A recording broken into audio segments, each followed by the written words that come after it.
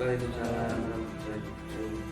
Kami Jawa Indra Angkatan 10 akan melakukan pengajaran virtual modul dari ketiga uji supervisi akhir berdiri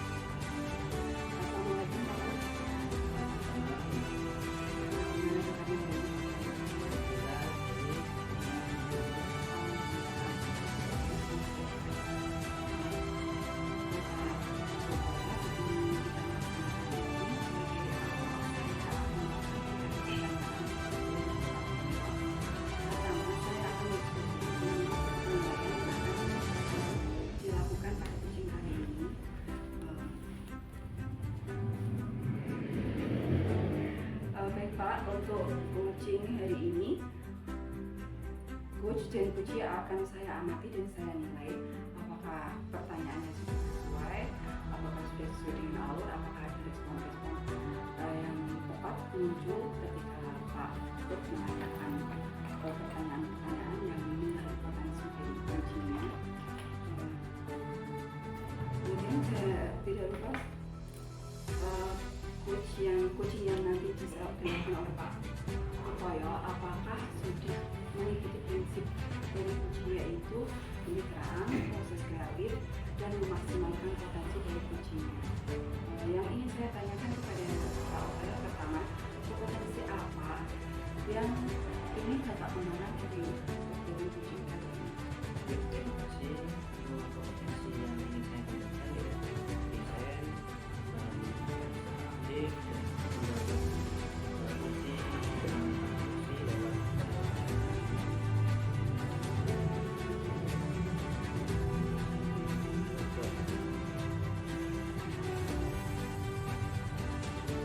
kompetensi mana yang ingin Pak Koyo kembangkan seperti itu?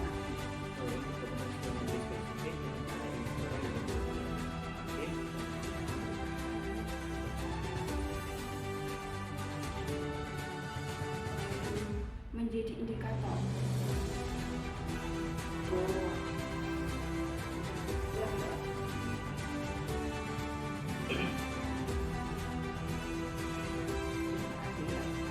Yang terakhir, indikator yang mana yang diinginkan oleh Pak Koyo dalam proses coaching?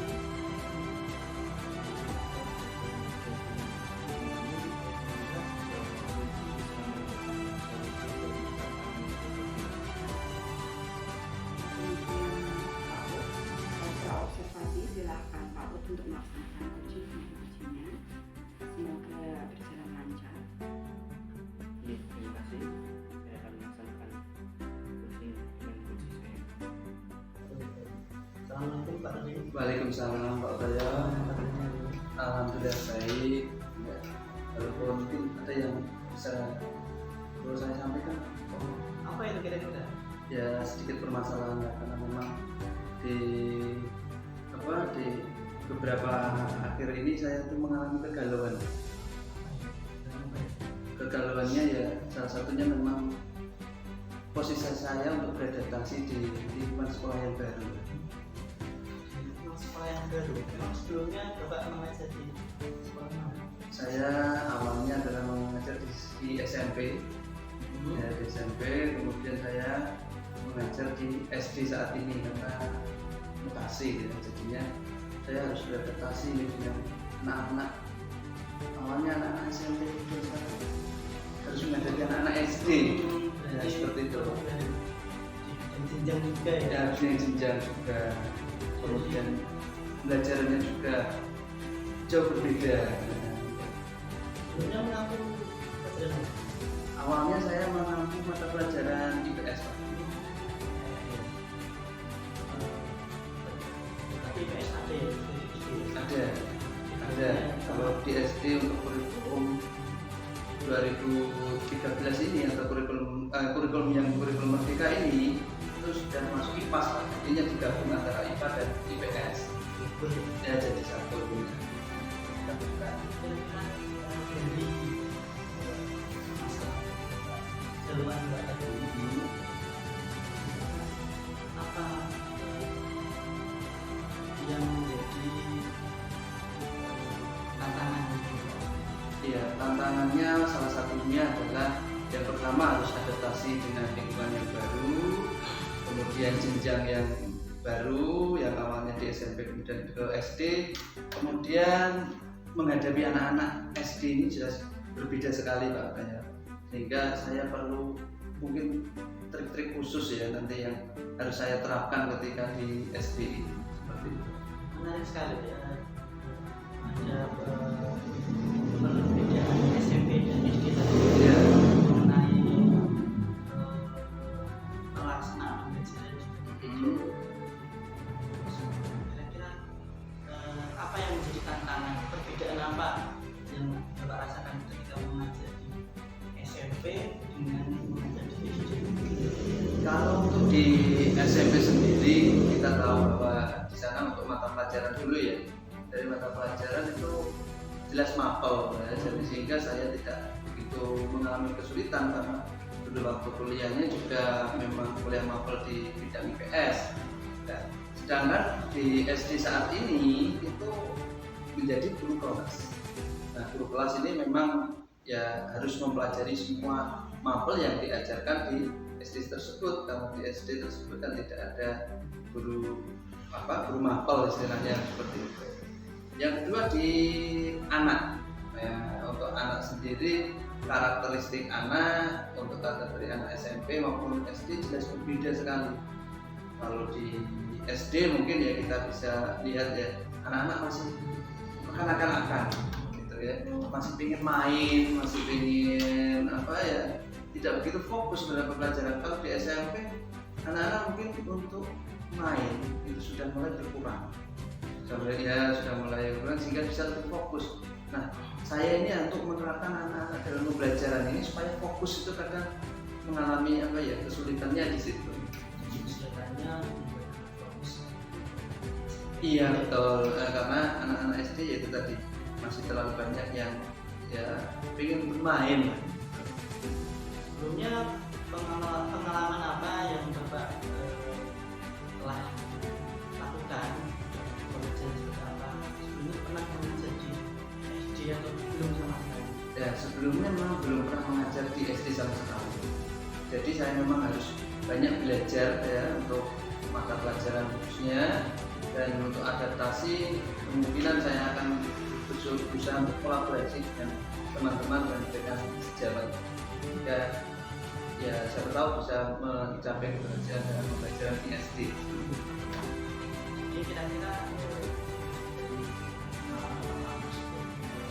untuk skala persiapan pembelajaran di SD hari ini, kira-kira dari 1 sampai 10 kira-kira persiapannya seperti apa? Ya kalau untuk persiapan kemungkinan ya saya baru mungkin dari dasar ya bisa start dari 5 dasar awal mula saya mungkin masih banyak perlu belajar, kolaborasi dengan teman ya, sehingga saya kemungkinan bisanya start dari 5 ke 6, 7 untuk mungkin di tahun-tahun berikutnya. Kira-kira Bapak ingin meningkatkan ke skala berapa? Kalau rencana saya itu ya bisa sampai ke 89 ya. 89 ya. 89 itu nanti ya target saya mungkin di akhir tahun supaya pembelajaran bisa berjalan dengan baik, anak-anak antusias itu ya, skala saya kemungkinan akan mendapat 9. Untuk meningkatkan dari 5 ke 89 tadi, kira-kira apa rencana Bapak? Kegiatan apa yang Bapak? Apa ya kira-kira ya, mungkin ya salah satunya ya tadi untuk beradaptasinya mungkin saya akan kolaborasi dengan rekan-rekan sejawat, kemudian kolaborasi itu ya bertanya-tanya mungkin pembelajarannya seperti apa di SD, kemudian apa saja yang perlu saya perbaiki untuk di SD ini ya. Kemudian kalau untuk pembelajaran tentu saja saya harus banyak belajar lagi, terutama mata-mata pelajaran yang tidak saya ketahui mungkin ya. Kemudian menerapkan metode-metode pembelajaran ya, kemudian untuk istilahnya ya untuk mengetahui karakteristik anak SD ini saya juga perlu mendalami hal tersebut. Tadi kolaborasi, belajar secara mandiri. Kira-kira dari rencana-rencana Bapak tersebut, apa tantangan Bapak pikirkan? Tantangannya tentu saja semacam kayak terjadi benturan budaya tadi ya, ada yang anak SD dan anak SMP. Ini tantangan terbesar saya. Pertama saya memang harus mengetahui karakteristik anak SD, kemudian anak SMP ini ya yang dulunya mungkin tidak begitu manja seperti anak SD, dan sekarang harus menghadapi anak SD yang notabene masih kanak-kanakan. harus bisa menerapkan metode pembelajaran yang tepat untuk anak-anak SD. Seperti itu. Oke, secara perencanaan sudah cukup matang dan juga melihat tantangan-tantangan yang ada. Lantas dari rencana-rencana yang Bapak buat tadi, mana yang memiliki kemungkinan paling besar, mana yang memiliki kemungkinan dilakukan dalam waktu beberapa hari? Ya, dalam waktu beberapa hari ini menjelang pembelajaran awal ya semester 1 nanti saya akan mencoba untuk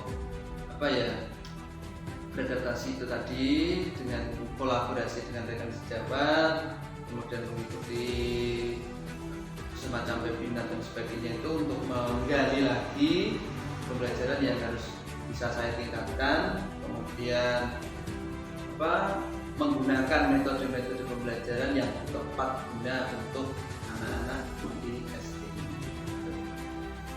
Baik sekali Pak, tadi sudah kita Dan ya betul.